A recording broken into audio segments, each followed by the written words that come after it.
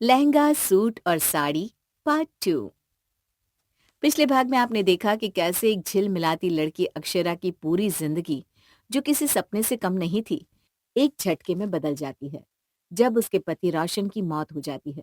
अक्षरा के माता पिता उसे उसके ससुराल में रखने को राजी नहीं थे, लेकिन उन्हें पता चलता है कि अक्षरा रोशन के बच्चे की मां बनने वाली है। ईशान, अक्षरा का देवर, उसका दोस्त बनकर उसके इस दुख में साथ दे रहा है, जबकि उसके सास ससुर ईशान के सामने अक्षरा से शादी करने की शर्त रख देते हैं। नहीं नहीं नहीं, मैं और अक्षरा शादी नहीं कर सकते। वो मेरे भाई की पत्नी थी। हम दोनों क्या ईशान? क्या बात हो रही है यहाँ? अ, कुछ नहीं, तुम जाकर आराम करो अक्षरा। नहीं, आप लोग कुछ टेंशन में लग रहे हैं। क्या बात है, बताओ ना मुझे। अक्षरा, हम चाहते हैं कि माँ प्लीज इस बात को यहीं खत्म कर दो, प्लीज। इस बारे में कोई बात नहीं करनी। अक्षरा चलो, हमें डॉक्टर के पास जाना है ना। लेकिन बात क्या है, बताओ तो सही। अरे मैंने कहा ना, चलो ना तुम। ईशान ने बात को अक्षरा तक पहुंचने ही नहीं दिया। उसे डर था कि कहीं अक्षरा की फीलिंग्स हर्ट ना हो जाए। यहाँ अक्षरा के माता पिता उसकी जिंदगी से इस विधवा के कलंक को मिटाना चाहते थे, इसलिए वो उसके लिए जल्द से जल्द कोई जीवन साथी ढूंढ रहे थे। लेकिन इतनी भी क्या जल्दी है पापा? अभी अभी तो दीदी ने खुद को संभाला है। अक्षरा माँ बनने वाली है आर्यन, और कुछ महीनों बाद सबको पता लग जाएगा। मैं चाहता हूँ कि तब तक उस बच्चे को कोई पिता मिल जाए और हमारी अक्षरा को कोई पार्टनर। तुम्हारे पापा सही कह रहे हैं आर्यन। अभी अक्षरा की उम्र ही क्या है, और जब तक वो किसी और की पत्नी नहीं बन जाती, रोशन के घर वाले उसे वहां से जाने भी नहीं देंगे, और वो घर हर पल उसे रोशन की याद दिलाता रहेगा। मैं आज ही मिस्टर खन्ना के बेटे से मिला था। उसकी पत्नी की भी मौत हो चुकी थी। अगले साल वो भी अक्षरा को अपनाने के लिए तैयार है। मुझे लगता है हम दीदी के साथ कुछ ज्यादा ही जल्दी कर रहे हैं। मैं अपनी बच्ची को यूं ही तिल तिल मरता नहीं देख सकता हूँ। मैं उसे अपनी पूरी जिंदगी किसी और के माता पिता की सेवा करते और उसे सफेद लिबास में नहीं देखना चाहता। मैं चाहता हूँ कि वो फिर से रंगीले सूट साड़ी पहन ले और फिर से चहके, मुझे मेरी पुरानी वाली अक्षरा वापस चाहिए। एक पिता के प्यार को किसी भी चीज से तोलना शायद ही किसी के लिए पॉसिबल हो सकता है। पंकज के लिए उसकी बेटी के चेहरे की हंसी सबसे ज्यादा मायने रखती थी, जिसके लिए वो किसी भी हद तक जाने को तैयार था। ये लो तुम्हारा दूध। हर बार टेबल पर छोड़कर आ जाती हो। कितनी बार कहा है कि इस हालत में दूध पीना जरूरी है। एक्चुअली मैं भूल नहीं चाहती हूँ, लेकिन मुझे दूध पीना पसंद नहीं है। मैं जानता हूँ, इसीलिए तो हर बार तुम पर नजर रखता हूँ। चलो पी लो। अब भी नजर है मेरी, चलो जल्दी करो। इतने दिनों बाद तुम हंसी हो आज। ऐसे ही हंसते रहा करो, बहुत अच्छी लगती हो। मेरी हंसी, मेरी मुस्कान, मेरा सुकून रोशन के साथ ही कहीं गुम हो गया। भाई अगर यहाँ होते तो तुम्हें इस हालत में देखकर बहुत ही दुख होता उन्हें। तुम्हारी खुशी पर तो वो जान देते थे। क्या तुम उनके लिए थोड़ा सा मुस्कुरा नहीं सकती? हम्म। अक्षरा बेटा, मैं तुम्हें लेने आया हूँ। नमस्ते अंकल। नमस्ते बेटा। अक्षरा को आप कहाँ लेकर जा रहे हैं? मैं उसे मिस्टर खन्ना के बेटे से मिलवाने ले जा रहा हूँ। पापा, अभी रोशन को गए वक्त ही कितना हुआ है, और आप है कि हाँ, क्योंकि मैं नहीं देख सकता हूँ अपनी फूल सी बच्ची को ऐसे, यूं गुमसुम, यूं उदास बैठे हुए, जब वो अपने जीवन के सबसे कठिन वक्त से गुजर रही है। तब तब उसके पास कोई नहीं है। अक्षरा, तुम्हारी अभी उम्र ही क्या है? और जरा सोचो, ये बच्चा जब इस दुनिया में आएगा तब उसे भी उसके पापा का नाम चाहिए होगा। वो किसे अपना पिता कहेगा?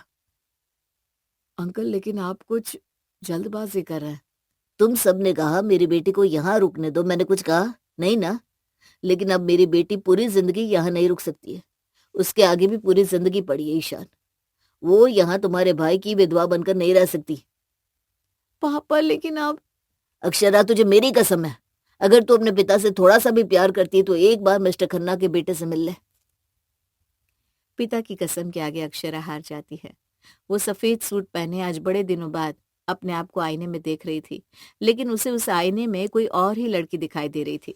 उसने अपनी अलमारी खोली तो वही रंगों से सजे सूट, साड़ी और लहंगे लगे हुए थे, जो उसने बड़े ही मन से अपनी शादी में लिए थे। लेकिन अब उन्हें पहनने का ना तो मन था और ना ही उसके पास हक।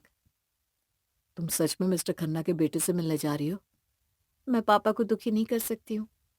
और तुम्हारी खुशी का क्या? मेरी खुशी? हाँ, वो मायने ही कहाँ रखती है ईशान। मैं तुम्हें छोड़ देता हूँ, चलो। कोई बात नहीं, मैं खुद चली जाऊंगी, पापा ने कार भेजी है। नहीं, मैं तुम्हें इस हालत में अकेला नहीं भेज सकता हूँ, चलो।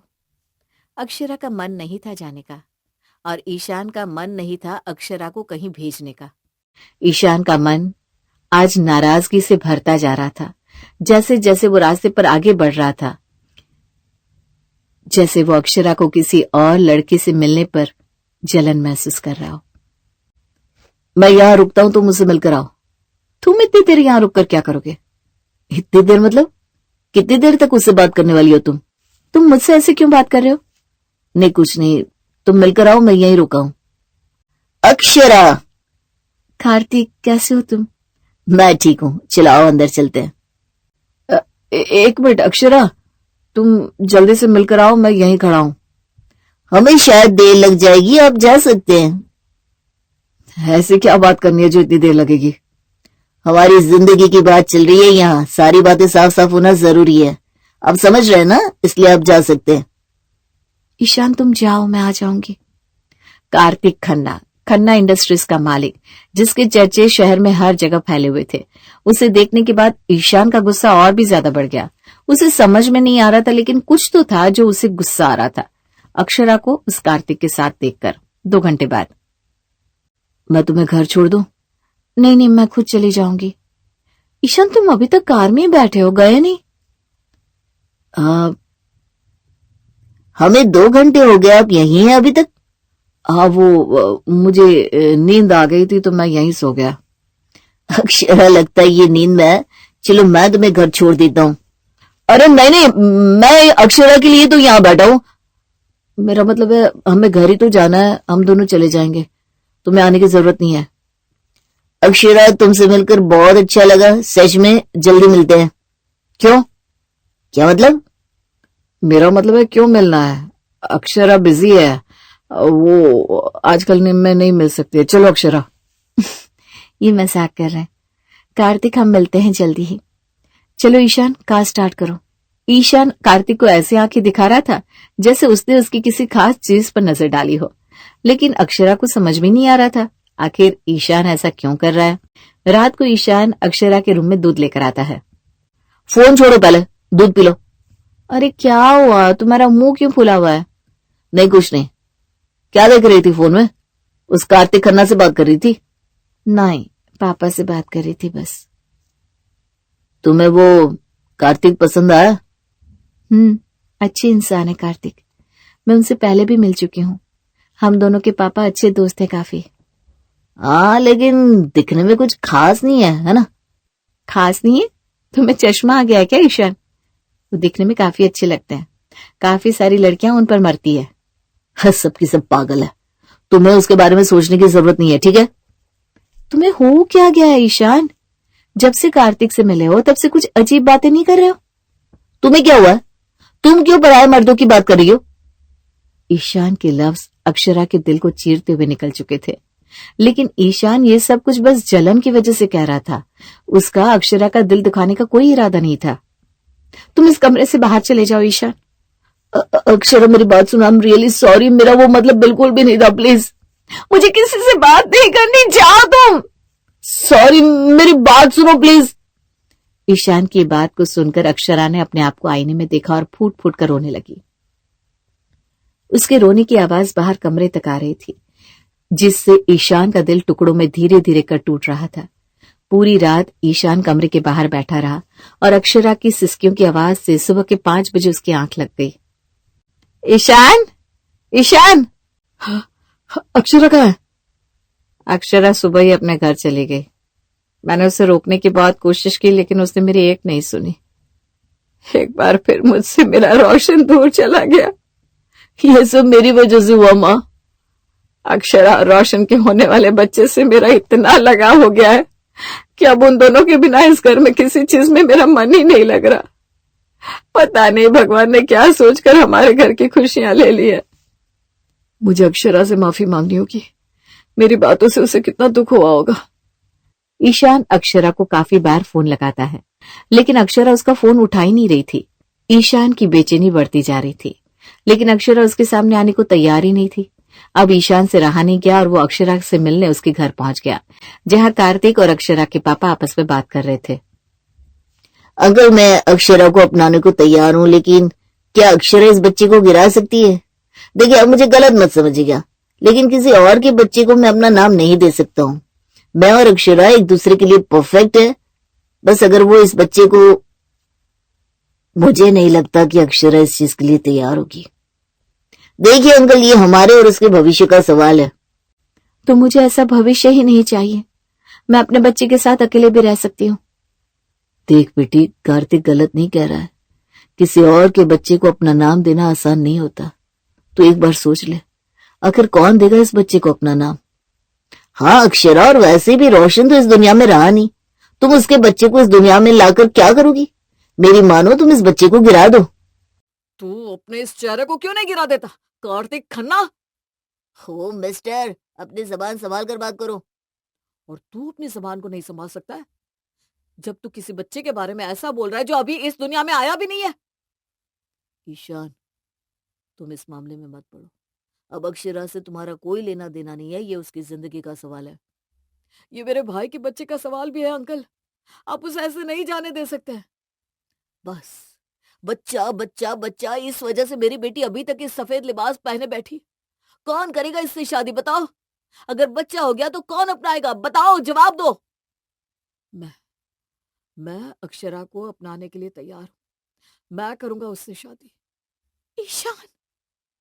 ईशान की बात को सुनकर अक्षरा और उसके घर वाले चौंक से गए थे, लेकिन ईशान के चेहरे पर एक भी शिकन नहीं थी, क्योंकि वो जानता था कि अब उसका मन क्या चाहता है।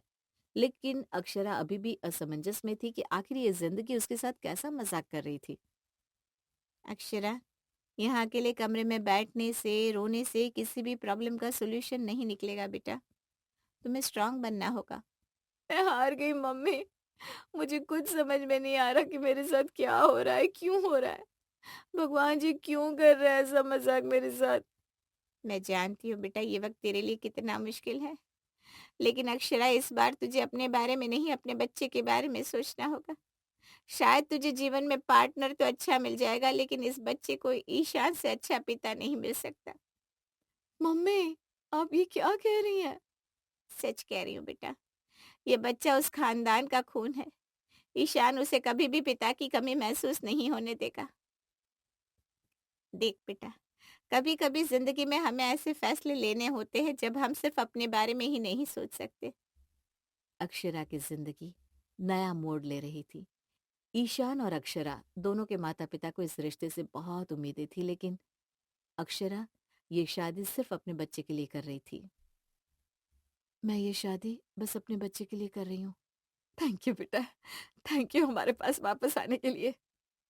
लेकिन मैं इस शादी में कोई भी धूमधाम नहीं चाहती, बस कोर्ट मैरिज ही सही रहेगी। लेकिन बेटा, शादी वैसी ही होगी जैसे अक्षरा चाहेगी, और वैसे भी इस हालत में ज्यादा भाग दौड़ सही भी नहीं है।